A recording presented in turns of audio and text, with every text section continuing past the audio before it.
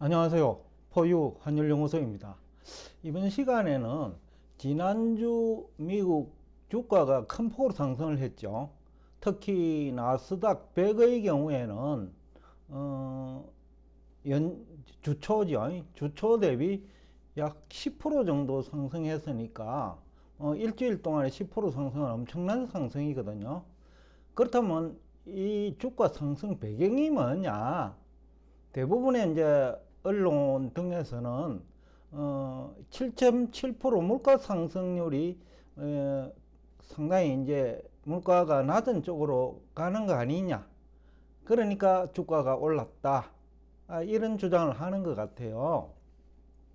그런데 얼마나 설득력이 있는지라고 물어보면 조금의 영향은 있겠지만은 그러나 90% 이상은 설득력이 없다. 10% 정도는 설득력이 있지만은 이유는 그동안에 이제 주가 지수 하락폭이 컸던 거는 높은 금리지 아니에요.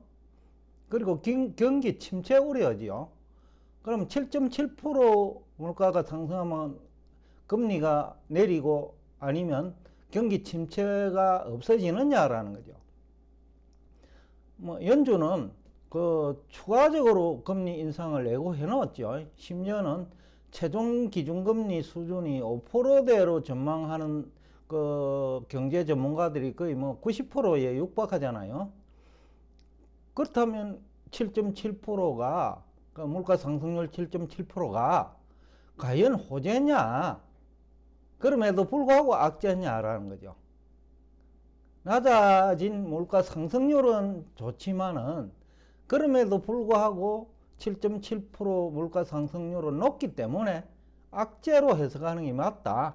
그러니까 경기 침체가 그 심화될 확률이 높다라는 거죠. 7.7%도. 더군다나 연준이 기준금리 인상을 뭐 추가적으로 예고해 놓은 상태고 최종 기준금리 수준도 과거 5% 이하에서 5% 이상으로 지금 다 예상을 하고 있단 말이죠. 그러면 경기 침체가 심화되었으면 심화됐지, 그 경기 침체 우려가 약화되는 것도 아니다. 그렇기 때문에 설득력이 없다. 그리고 또 하나는 그 물가 발표 이전에 구리 가격이 급등했어요. 이것은 도매 물가 상승 요인이죠. 일반적으로 도매 물가가 상승하면 시차를 두고 또 소비자 물가 상승으로 이어지거든요.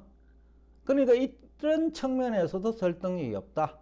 그렇지만 이제 구리 가격은 그 뭐 관련 업체가 많으니까 그 주가 상승 요인으로도 작용하는 측면도 있어요. 그러나 물가 측면에서 얘기하기에는 그 설득력이 약하다라는 거죠. 구리 가격 상승도 시차를 두고 또 소비자 물가 상승을 자극하니까요. 그렇다면 주가 급등 배경은 뭐냐? 뭐 한마디로 얘기하면 돈 흐름이 정시로 이동하고 있다. 그리고 돈 흐름이 정시로 이동할 수 있는 환경이 됐다라는 거죠. 첫 번째는 뭐 한 7가지로 정리할 수 있는데, 첫 번째는 중간선거 이후에는 주가 상승을 과거 이제 경험이 그렇죠. 18번에 걸쳐서 그 1950년 이후죠. 계속해서 중간선거 이후에는 주가가 상승했다. 특히 야당이 승리를 할 때에는 주가 상승률이 높았다. 그래서 포유환율연구소가 시간에 야당이 승리한다는 것은 선거가 팽팽하다는 얘기예요. 여당 입장에서는 돈을 많이 쓸 수밖에 없어요. 재정 지출도 늘리고 또 후보들도 팽팽할 때 돈을 많이 쓰거든요. 확실히 기울어 버리면 돈 안 쓰죠. 그 유리한 후보도 돈 작게 쓰고 불리한 후보는 아예 안 쓰고, 그러다 보면 이제 그 경제 성장률에 미치는 영향도 팽팽할 때가 긍정적이겠죠. 그래서 야당이 승리할 때는 주가 상승률이 과거에 높았다. 이번에도 비슷한 상황일 것 같아요. 왜냐하면 3분기도 지금 성장률이 스프라이즈였죠. 대부분 마이너스로 예상을 했는데 9월 초까지만 하더라도요. 그런데 뚜껑을 열어보니까 2.6인데 그것도 속보치고요. 확정치는 뭐 2.9 내지 3.0까지 되리라고 봐요. 뭐 그러다 이제 골드만삭스는 미국 경제를 9월 초까지만 하더라도 그 뭡니까 침체를 예상했죠, 내년까지. 그런데 그 3분기 성장률 확인하고부터는 연착륙도 가능하다라는 그 주장을 하고 있어요. 그러니까 후퇴한 거죠, 경기 침체에서. 그러니까 다른 경제 전문가 내지는 투자은행도 골드만삭스에 동조하는 그 투자은행들이 있을 거라고 봅니다. 아마 4분기 성장률까지 스파라이즈로 넣은다면 약 한 2%만 나오더라도 대부분 또 마이너스로 보고 있기 때문에 2% 성장률만 기록하더라도 서프라이즈거든요. 그러면 3분기, 4분기에 이어 4분기까지 성장률 서프라이즈가 나온다면 골드만삭스의 그 연착륙 주장이 최소한 내년 상반기까지는 설득력이 있을 거다. 포유환율연구소도 뭐 골드만삭스 얘기하기 이전에 내년 상반기까지는 큰 문제가 없다고 제가 보고 있거든요. 그 다음에 또 하나는 그 2007년, 2008년하고도 비교를 과거에 한번 했는데 그때와 비교하면 유동성이 너무 좋아요. 그 다음에 또 최근에 경기 침체 얘기 등이 이제 뭐 확산되면서 펀드들이 현금을 너무 많이 가지고 있단 말이죠. 그런데 환경은 보니까 뭐 그렇지 않거든요. 그 성장률 서프라이즈도 나오고 이제 4분기도 11월 중순이니까 사실상은 뭐 이제는 뭐 45일밖에 안 남았죠. 45일은 흘러가고 그러니까 어느 정도 4분기 성장률을 알 수 있는 시점이죠. 또 선거가 평평하다는 얘기는 앞에서도 얘기했지만 돈을 많이 썼고 후보와 정당이 그러다 보면 4분기 성장률에 긍정적인 영향을 미치니까 4분기 성장률도 서프라이즈가 나올 확률은 높다라는 뭐 생각을 하는 투자은행들도 이제는 증가할 거예요. 거기다가 독일 3분기 경제 성장률도 서프라이즈예요. 당초 9월 초만 하더라도 마이너스 0.2%를 봤거든요. 그런데 뚜껑을 열어보니까 독일도 3분기 성장률이 플러스 0.3이니까 전분기 대비해요. 그러니까 이제 유로존 경제 회복 기대요. 물론 아직까지 일시적인 현상이라고 다 얘기해요. 근데 유로존이 재미있는 거는 미국은 선거라도 했지만은 그러니까 선거 자금을 이제 많이 이제 살포했다는 얘기죠.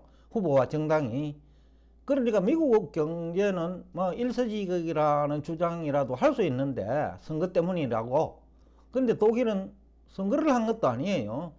그럼에도 불구하고 0.3% 플러스 성장을 했으니 경제 전문가들의 그 성장률 전망이 이제 틀린 거죠.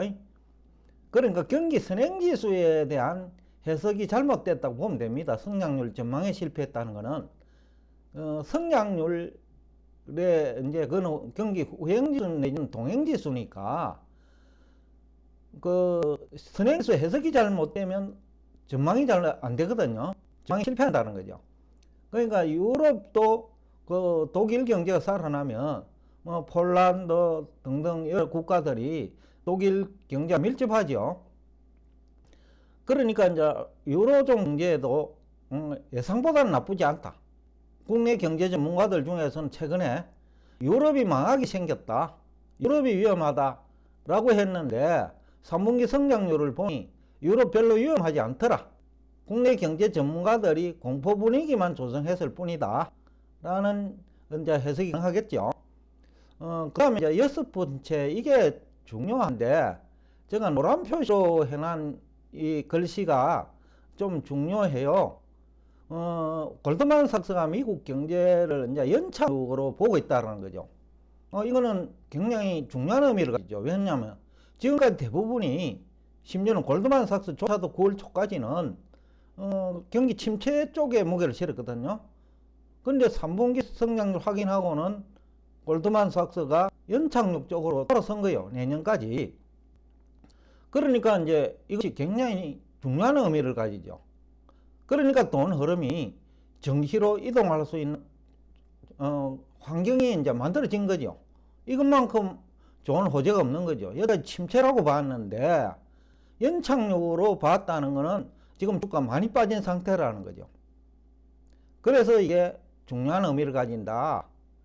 그 다음에 유로존도 마찬가지고 다 경착륙이라고 봤는데 그 독일 경제 성장률이 그 스프라이즈 나왔다는 건 독일 의존도가 높은 유럽 국가들 많이 있으니까 또 너무 지나치게 경제 전문가들이 비관적으로 본 거 아니냐라는 해석이 가능하거든요. 그 다음에 여섯 번째, 이게 또 중요해요. 주가 상승을 유도한다라는 표현을 쓰는데 제가 이제 며칠 전에도 얘기를 했는데 차트를 보는 사람과 차트를 만드는 사람 얘기를 했어요. 하수는 차트를 보지만은, 그것도 볼 줄도 모르지만은 고수는 차트를 만들어 나간다. 환경만 조성되면 투자 은행 등이 차트를 만들어 나갈 수 있거든요. 지금 미국 경제 환경이 그렇다는 거죠.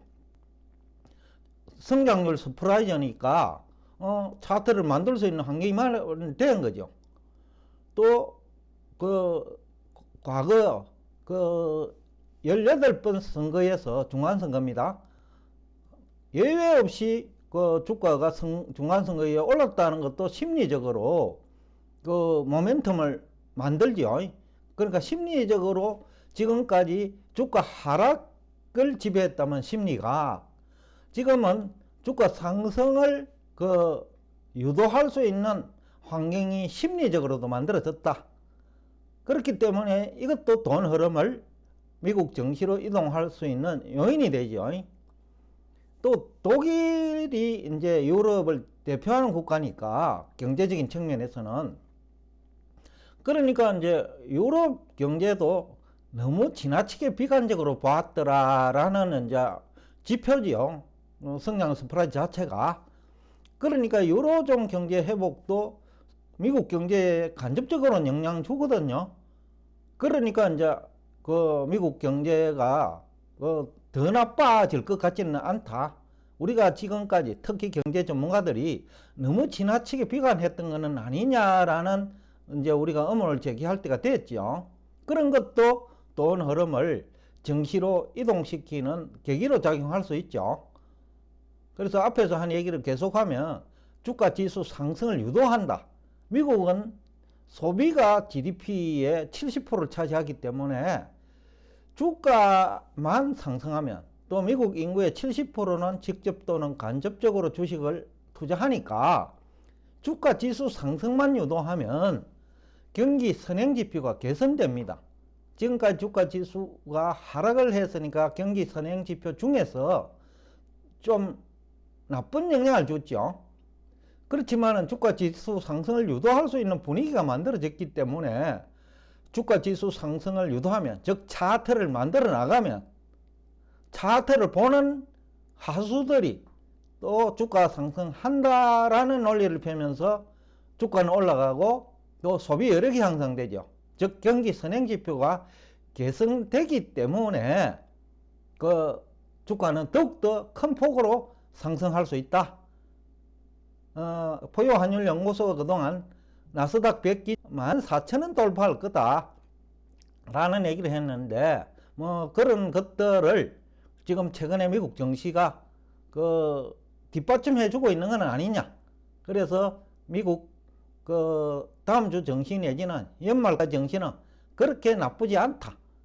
뭐 비관론자들 입장에서는 또 서프라이즈가 될 수 있다. 예상보다 너무 그 GDP 성장률도 좋고 그 다음에 주가 지수가 많이 올라갔구나 라는 그 서프라이즈죠. 쇼크라고도 볼 수 있겠네요. 비관론자 입장에서는 쇼크라고 볼 수도 있고 그 다음에 보통 사람들은 서프라이즈가 되겠고 주가는 뭐 여러 가지 정황상 상승폭이 좀 클 수 있다. 그렇지만 물가 상승 때문에 즉 7.7% 물가 상승률이 상대적으로 낮으니까 그렇게 주가 상승 요인을 분석한다면 얼마 오르지 않을 거다. 그렇지만 포유 환율 연구소가 지금까지 설명한 대로 그 원인 때문에 주가가 상승한다면 상승폭은 클 것이다 라는 얘기를 하면서 여러분과 대화를 여기서 끝내겠습니다. 여하튼 포유 환율 연구소는 기대를 하고 있습니다. 오늘도 끝까지 경청해 주셔서 대단히 감사합니다.